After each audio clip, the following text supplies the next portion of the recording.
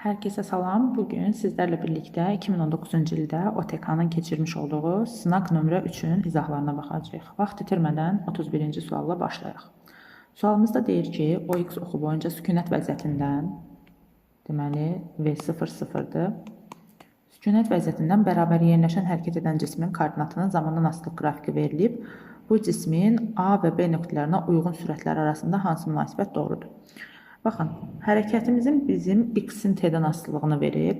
Burada x0-ımız həm A, həm B nöqtəsi üçün x0-ımızın qiyməti 2-yə bərabərdir. Digər tərəfdən A nöqtəsi üçün x-in qiyməti 6, B nöqtəsi üçün isə 18-ə bərabərdir. Gəlin biz bu hərəkətin koordinat tənliyini yazaq. Koordinat tənliyini ümumi şəkildə yazacağım. X bərabərdir. x0 üstə gəlinsin v0t üstə gəlinsin at kvadratı bölünsün 2.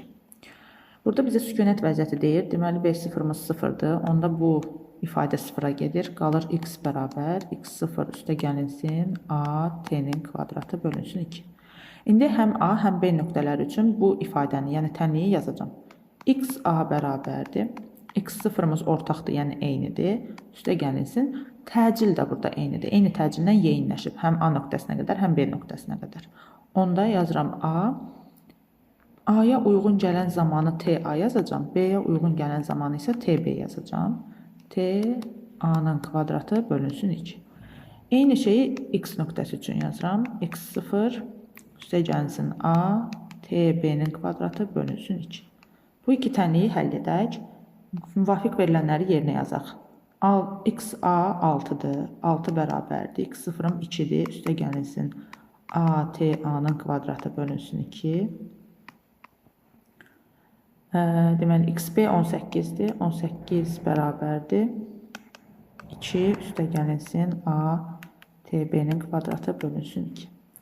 Bunu həll etsək bu ifadələri, burada olur 4 bərabərdir, ATA-nın kvadratı bölü 2. Digər tərəf isə 16 bərabərdir ATB kvadratı bölünsün 2. Bunları tərəf-tərəfə bölək. 4 bölünsün 16 bərabərdir ATA kvadratı bölü 2 bölünsün ATB kvadratı bölünsün 2. A'lar ixtisar gedər, 2-lər ixtisar gedər, 4 ilə 16 ixtisar gedər. Yerdə qalar 4də 1 bərabərdir A-nın kvadratı bölünsün TB-nin kvadratı. Kökə salsaq, alırıq ki, TA bölünsün TB bərabərdir 2də 1-ə. Digər tərəfdən biz nəyi bilirik? Biz bilirik ki, sükunət vəziyyətindən hərəkətə başlayan cismin sürəti V bərabərdir A vurulsun T faydasından təyin olunur. Buradan görürəm ki, V ilə T bir-birindən düz mütənasib asılıdır, A sabitdir. Onda VA-nın VB-yə nisbəti TA-nın TB-yə nisbətinə bərabərdir. TA bölü TB-ni də burada tapmışıq. 2də 1-dir. Gətirirəm, qoyuram burada yerinə. Çarpaz vursaq, VB bərabər olur 2VA-ya. Bu şəkildə VB-nin 2VA-ya bərabər olduğunu tapdıq. Düzgün cavabımız olur D variantı. 32-ci sualla davam edək. 32-ci sualda bizə deyir ki, cisim radiusu R olan çevrə üzrə bərabər sürətlə hərəkət edir. Müşahidəyə başladıqdan sonra keçən 4də 1 T və 4də 3 T zaman müddətlərində Eylerven diaqramına uyğun bəndləri müəyyənləşdirin. Baxın, bizə 4də 3 və 4də 1-i deyir. İndi gəlin belə eləyək. Burada bir dənə çevrə çəkək. Belə bir çevrəmiz olsun. Çevrə üzərində də müəyyən nöqtələr qeyd eləyək. Məsələn, bura olsun A nöqtəsi, bura olsun B nöqtəsi. Burada da qeyd edək. Bura olsun C nöqtəsi, burada olsun D nöqtəsi. Mənə deyir 4də 3. Baxın, belə bir şey eləyək. Bölək bu çevrəni. 4də 1 T dedikdə A-dan B-yə qədər gəldiyi məsafəni nəzərdə tutur. Yəni, çevrənin 4də 1 hissəsinin, bu qədərli hissəsinin gəldiyini deyir. 4-dən 3-ünü dedikdə isə çevrənin 4 hissəsindən 3-ünü, yəni D nöqtəsinə gəlməsini nəzərdə tutur. Baxın, belə göstərsək, bir dəqiqə. Buradan bu göylə verilən trayektoriya üzrə gəlir. İndi mənə deyir ki, yer dəyişməsi nə qədərdir? Baxın, yer dəyişmə başlanğıcla sonu birləşdirən istiqamətlənmiş düz xətt parçasıdır. A-dan B-yə gəlir, 4də 3 hissəsini gəlir. A ilə B-ni birləşdirsəm, bura olur R, bura olur R. Onda burada bizə verir R kök altı 2-ni. Digər tərəfdən 4-də 3-də isə A-dan gəlir D-yə qədər. A ilə D-ni birləşdirsəm, yenə fikir verirsinizsə, bura R-dir, burada R-dir, onda bura olur R kök altı 2. Deməli, hər iki halda bizim yer dəyişməmiz R kök altı 2-dir. Digər tərəfdən siz yer dəyişməni S bərabərdir 2R kosinus fi bölünsün 2 ifadəsi əsasında da təyin edə bilərsiniz. Gətirək məsələn AB hissəsi üçün, yəni 4-də 1 olan hissə üçün gətirək. A-dan B-yə dönmə bucağı baxırsınız burada 90 dərəcədir. Gətirirəm 2R kosinus fi-nin yerinə qoyuram 90. 90 bölünsün 2. Bu bizə nə verəcək? 2R kosinus 45. Kosinus 45-də də mən nə bilirəm? Kosinus 45-də kök altı 2 bölünsün 2 alır. Bu 2 ilə bu 2 gedər, R eləyər, daha doğrusu S eləyər, R kök altı 2. Deməli, həm bu ifadə ilə, həm də bu şəkildə çevrənin üzərində göstərməklə biz müəyyənləşdirə bilərik ki, yer dəyişməmiz nə qədərdir. Ona görə R kök 2 hər ikisinə uyğundur. Bunu ortaq olaraq yazırıq bura. Bunları silək, bura yazaq 2. Daha sonra nə edir? Gedilən yol pi bölünsün 2-yə bərabərdir. L ümumiyyətlə 2πr, yəni tam çevrə, əgər cisim bir dəfə çevrə üzrə hərəkət etsə, bir dəfə dönsə, 2πr qədər yol gedir. N dəfə döndükdə isə bunu vururam n-ə. İndi mənə nə deyir? 4-də 1 və 4-də 3. Deməli, çevrənin 4-də 1-ni və 4-də 3-ünü dönübdür bizim cisim. Onda yazıram 2πr vurulsun 4-dən 1. 2-lər gedər, qalar πr bölünsün 2. 4-də 3 üçün gedilən yolu tapıramsa 2πr vurulsun 4-də 3. Bununla bu gedər, yerdə qalar 3πr bölünsün 2. Bizdə də nə verib? πr bölü 2. Deməli, bu 4-də 1-ə aiddir. Atıram bunu. Deməli, 2-yə. Atıram, bura 1 olur.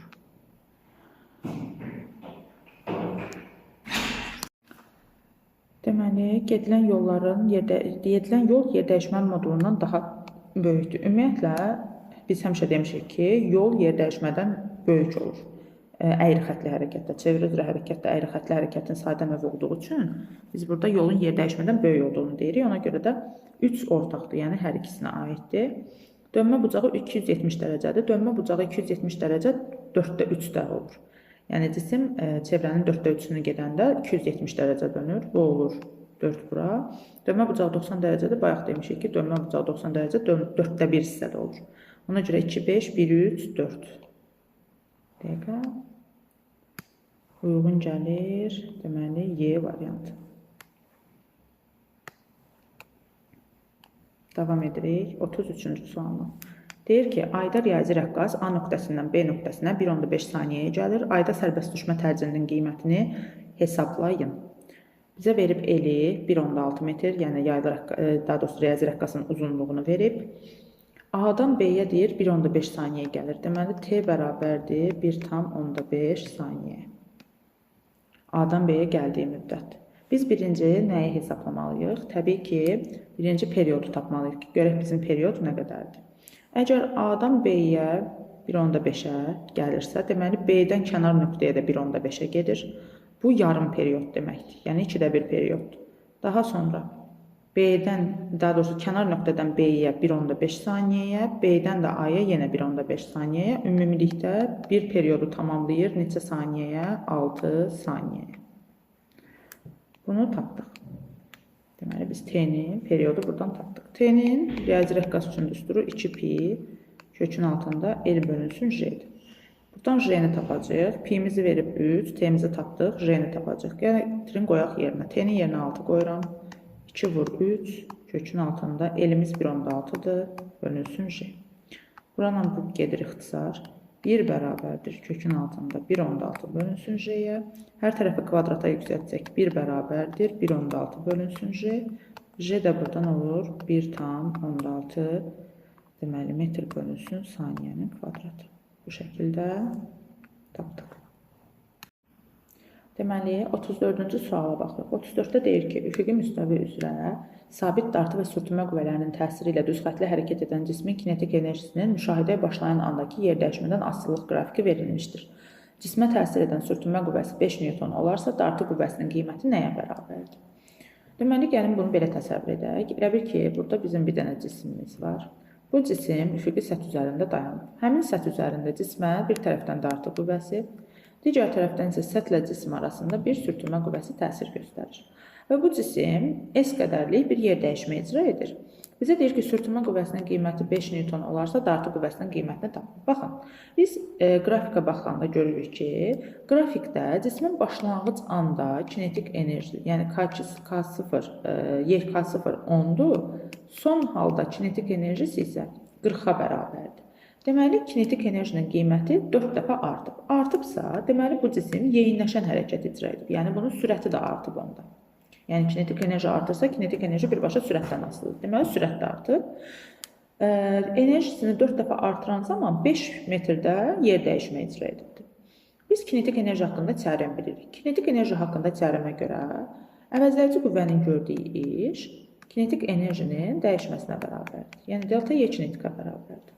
Onda mən əvəzləyici qüvvənin gördüyü iş yazsam, burada yazıram. F əvəzləyici vurulsun S bərabərdir delta Y kinetikə. Əvəzləyici qüvvə bəs nə yazacağım? Əvəzləyici qüvvə olaraq isə dartı və sürtünmə qüvvələrinin fərqini yazacağım. Amma hansından hansını çıxacağım?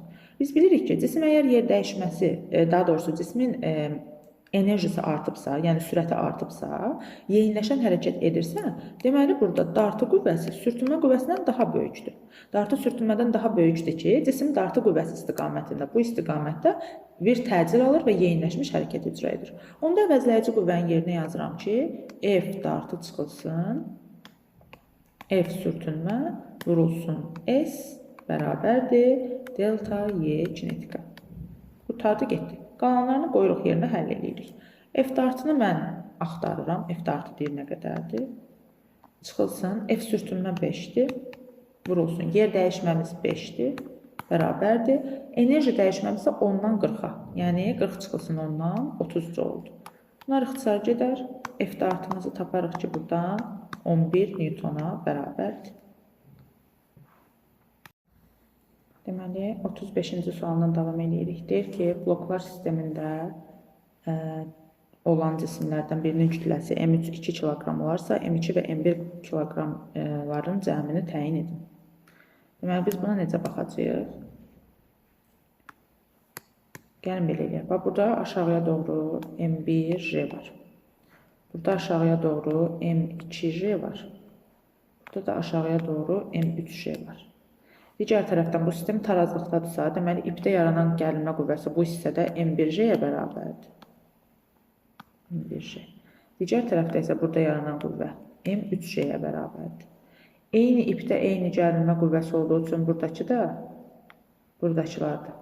Deməli, fikir verin, eyni ip olduğu üçün, deməli, M1J ilə M2J qüvvəsi burada bir-birinə bərabərdir. Onda mən nə yaza bilərəm? M1J bərabərdirsə, M2, daha doğrusu M3J-yə, J-lər ixtisar gedəndə M1-in M3-ə bərabər olduğu ortaya çıxır. Digər tərəfdən, bu aşağıdakı M2 kütləli cisimdə yuxarıdakı 2 dənə ip tərəfindən saxlanılır da. Onda yazıram ki, M2J bərabərdir. M1J üstə gəlsin M3J-yə. M1 ilə də M3 onsuz da bərabərdir. M2J bərabərdir 2M1J-yə. J-lər ixtisar getsə, daha doğrusu 3 yazaq da, çünki bizə 3-ün kütləsini veribdir. M3J-yə. J-lər ixtisar getsə, M2 bərabərdir 2M3-ə. M2-ni buradan tapıram ki, M3 2 idi. 2 vurulsun 2. 2 vurulsun 2, eləyəcək 4. 4 kiloqram. M2-ni tapdım 4 kiloqram. Məndən də 2 ilə birin cəmini soruşur. M1 də elə M3-ə bərabərdir. M1 də bərabərdir özü 2 kiloqrama. Onda M1 plus M2 bərabər olur. 2 plus 4-dən 6 kiloqram. Belə. Olur A variantı. Davam edirik 36-cı sualla. Deyir, təsvir edilmiş N və L cisimlərinin yerə görə potensial enerjilərinin nisbəti 3/1-ə bərabərdirsə, onların yerini dəyişdikdə potensial enerjilərinin nisbəti nəyə bərabər olacaq? Gəlin belə eləyək. YN bölünsün YL nisbəti. Sizə verib 3/1. YN-in yerinə yazıram. MN J H bölünsün. Elin yerinə yazıram. Deməli, ML J H hündürlüyü bununki 2H-dır da. 2H bərabərdir 3/1-ə. H-lar ixtisar getsə, J-lər ixtisar getsə, MN bölünsün 2ML bərabər olur 3/1-ə. Hər tərəfi, hər kəsiri 2-yə vursam, onda mən nə alıram? Onda alıram ki, MN bölünsün ML bərabərdir 3/2-yə. Bu nisbəti tapdım. İndi mənə nə deyir? İndi deyir ki, cisimlərin yerlərini dəyiş. Bu L-i gətir N-in yerinə və bura gətir. Da olsun, deməli, hansı idi burada? N idi. Burada olsun L, burada olsun N. Onda yazıram. YN bölünsün YL bərabərdir. MN vurulsun J vurulsun. Bu dəfə 2H hündürlükdədir. Bölünsün. ML vurul J vur. Bu dəfə H hündürlükdədir. H-lar gedər, J-lər gedər. Bərabərdir. MN bölünsün. 2MN bölünsün ML. Bunun nisbəti belə tənasüb şəklində vursam, vurub açsam. 2ML bərabər olacaq 3MN-ə. Onda buradan MN-i tapsam, yaxud da ML-i tapsam, fərq yoxdur. ML-i gəlin tapaq. Bura eləyir 1/5 MN. Bax, bu 1/5 MN-i gətirirəm burada aşağıda yerinə qoyuram. Bu bərabər olur 2MN bölünsün 1/5 MN. N-lər ixtisar gedər, qalar 2 bölünsün 1/5. Bu da bizə verir nə qədər? Demək 2 bölünsün 10/15. 5-dən bu ixtisar gedir, 2 burada 3 qalır. Eləyir 4 bölünsün 3. Belə olur C variantı. 37-də bizə nə deyir? Deyir, kürələr mütləq qeyri-elastiki toqquşmadan sonra 2/5 V sürəti ilə birlikdə hərəkət edirlər. Birinci kürənin kütləsi 3M olarsa, ikinci kürənin kütləsini hesablayın. Deməli, bunlar mütləq qeyri-elastiki toqquşurlar. Biz bilirik ki, toqquşmadan sonraki sürət V işdirik. Cisimlər eyni istiqamətdə hərəkət etdikdə M1 V1 üstə gəlinsin M2 V2 bölünsün M1 üstə gəlinsin M2 şəklində hesablanır. Gəlin müvafiq verilənləri yerinə yazaq. Toqquşmadan sonraki sürət, yəni V iştirik 2/5 V-dir. 2/5 V bərabərdir. M1-in kütləsi var 3M vurulsun, sürəti də 3V-dir. Üstə gəlinsin M2-nin kütləsini soruşur. Sürəti isə burada baxırsınız ki V-dir. Bölünsün M1 ilə M2-nin cəmi, yəni 3M ilə M2-nin cəmi. Gəlin belə eləyək, buraları bir silək, bizə yer açılsın ki, məsələni həll eləyə bilək. Deməli, bunu vurub açaq da belə eləyək. 2/5 V vurulsun 3M üstə gəlinsin M2 bərabərdir. 3M-i 3V-yə vururam, eləyir 9MV. Üstə gəlinsin M2V. Bu mötərizəni vurub açıram. 2/5-i 3-ə vururam. Eləyir 7/5V. 7/5MV daha doğrusu. Üstə gəlinsin 2/5 M2V bərabərdir. 9MV üstə gəlinsin M2V. Bunu bu tərəfə atıram. Bunu da bu tərəfə atıram, orta olanları. Deməli, 2/5 M2V-dən M2V-ni çıxanda qalır 1/5 M2V bərabərdir. 9MV-dən də 7/5-i çıxıram, bu da eləyir 1/5 MV. V-lər ixtisar gedir, 1/5-dən də 1/5 gedir, qalır M2 bərabərdir M-ə. Yəni, M2 1 M-ə bərabərdir. Olur A variantı. 38 ilə davam edirik. 38-də bizə deyir ki, yaydan asılmış 2 kiloqram kütləli cismin harmonik rəqsləri zamanı tarazlıq vəziyyətindən olan yer dəyişməsinin zamanın asılılıq qrafiki verilmişdir. Cismin tam mexaniki enerjisi 0,45 joulə bərabər olarsa, T0 anındakı sürətinin modulunu tapın. Baxın, bu cisim harmonik rəqs icra edir. Özdəki kosinus qanunundan dəyişən bir harmonik rəqs icra edir. Biz bilirik ki, tam enerji harmonik rəqslər zamanı tam enerji Y tam bərabərdir, Y kinetik, üstə gəlinsin, Y potensialdır. Digər tərəfdən tam enerjinin ifadəsini buradakı verilənlərə əsasən mən yazacağım.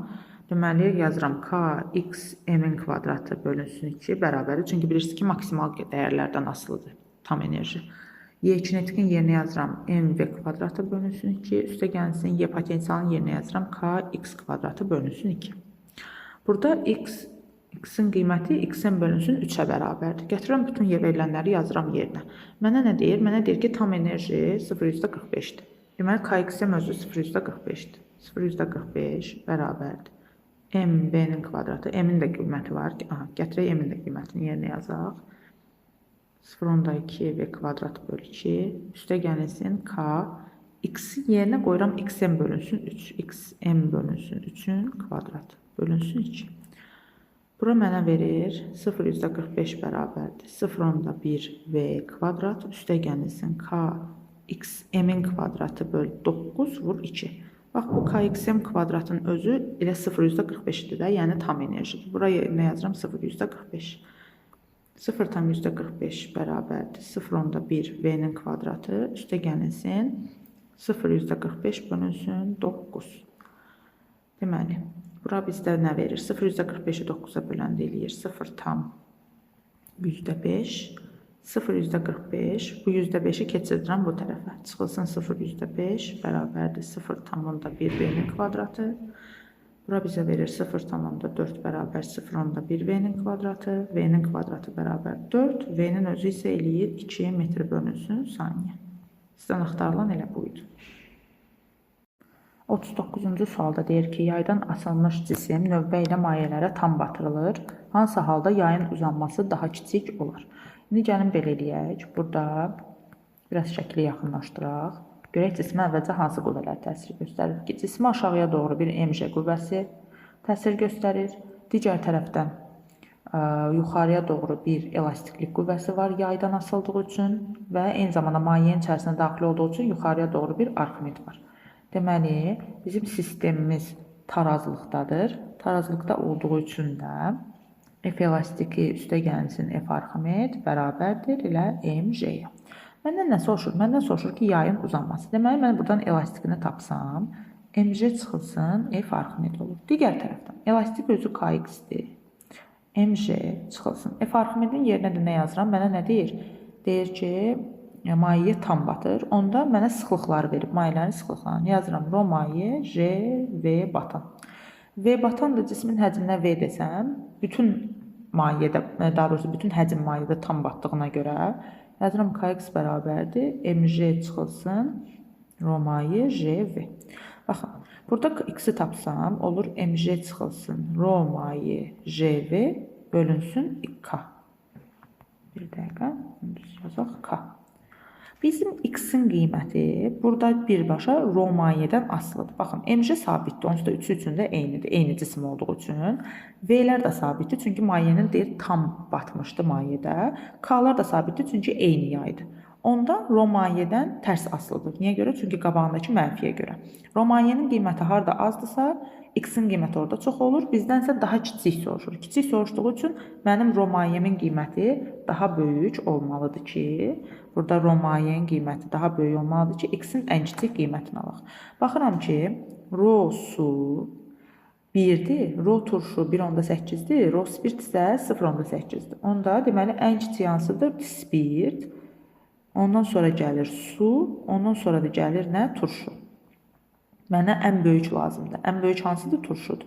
Deməli, turşu olan qab da hansıdır? Burada el qabıdır, bəli. Baxın, burada el qabında turşu var. Ona görə deməli, el qabında olan uzanma, yəni yayın uzanması ən kiçik olacaqdır. Baxıram 40-cı suala. 40-cı sualda mənə nə deyir? 40-cı sualda deyir ki, 3 müxtəlif otaqdakı psixrometrlərin göstərişləri cədvəldə verilmişdir. Otaqdakı havanın nisbi rütubətləri arasında hansı münasibət doğrudur? Ümumiyyətlə, nisbi rütubət quru və yaş termometrlərin fərqinlə tərs mütənasib asılıdır. Yəni, quru və yaş termometrlər fərqi harada böyükdürsə, fi orada kiçik olur, harada kiçikdirsə, fi orada böyük olur. Birincidə quru və yaş termometrlərin fərqi, belə yazaq, delta ilə yazaq. Delta T birincidə 27 ilə 22-nin fərqi, yəni 5 dərəcə Selsi. İkincidə 1, bu T2 olsun. İkincidə 27 ilə 25-in fərqi, yəni 2. Üçüncüdə isə 32 ilə 32, yəni 0. Ən kiçik haradadır? 0-dır da, ən kiçik burada dəyər. Deməli, göstərişlər fərqi bir-birinə bərabər olanda biz bilirik ki, fi nə olur? 100%-ə bərabər olur. Deməli, fi 3 ən böyükdür. Sonra baxıram, göstərişlər fərqi 2 olanda ortancıl olur. Elə bil ki, 2 olanda nisbətən daha böyük qiymət alır. Yəni, üçüncüdən daha kiçik qiymət alır. Birincidə isə ən kiçik qiymət alacaq. Ona görə 3 böyükdür 2-dən, 2 də böyükdür nədir? 1-dən. Baxın, belə. O 41-ci sualda deyir, təsvir olunmuş qapalı prosesdə qazın xarici qüvvələr üzərində gördüyü iş nəyə bərabərdir? Ümumiyyətlə, P-nin verilən asıllıq qrafiki bizə verilibsə, bu qrafikdəki fiqur bizə sahəsini tapmaqla kömək eləyəcək ki, görək qaz nə qədər iş görübdür və yaxud da qaza qarşı nə qədər iş görülübdür. Sahəni tapsam buradan. Deməli, fikir verin, bura 2P0-dan P0 arasındadır, yəni P0-dır. Bura isə 3V ilə V-nin arasındadır, yəni 2V0-dır. Onda sahə, bizə düzbucaqlı sahə düsturu lazımdır. A bərabərdir S fiqur, o da bərabərdir P0 vurulsun 2V0, yəni 2P0 V0. Deyir ki, qazın xarici qüvvələr üzərində gördüyü iş. Qazın xarici qüvvələr üzərində gördüyü iş deməli ki, müsbətdir. Eyni zamanda burada oxların istiqamətinə də baxmalısınız. Sadə qrəbi, yoxsa sadə qrəbin əksi istiqamətində. Bizdə də deməli, görülən iş müsbət 2P0 V0-dır.